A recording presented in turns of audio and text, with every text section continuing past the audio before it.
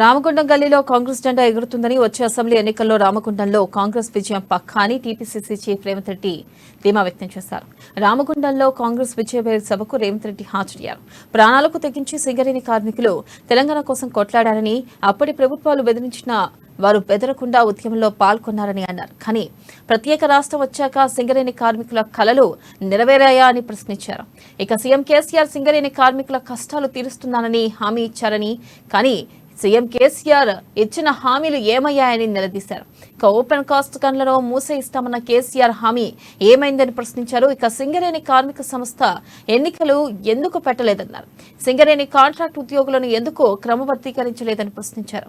బందిపోటు దొంగలా బీఆర్ఎస్ నేతలు రాష్ట్రాన్ని దోచుకున్నారని ఫైర్ అయ్యారు. అయ్యా భూమి ఉన్నోనికి ఇస్తేవి, కౌలు పట్టినోనికి ఇస్తేవి, కైకలు పోయేటోళ్ళకి మాకేమి ఇస్తున్నావు అయ్యా అని అడిగారు. ఆలోచన చేసినాం, కరెక్టే ఇది కూడా.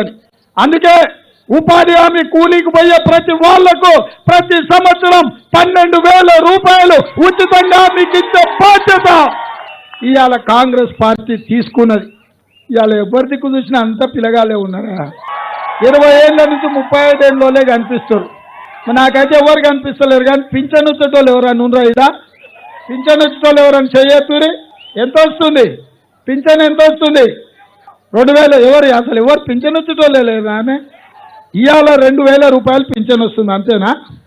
ఒక్క నెల ఆగితే డిసెంబర్ 9 నాడు ఎల్బీ స్టేడియంలో మల్లికార్జున్ ఖర్గే గారు, శ్రీమతి సోనియా గాంధీ, రాహుల్ గాంధీ, ప్రియాంక గాంధీ గారి నేతృత్వంలో ఇందిరమ్మ రాజ్యం ప్రభుత్వం ఏర్పడుతుంది. ఆ మొట్టమొదటి సంతకం చేయుత పథకం కింద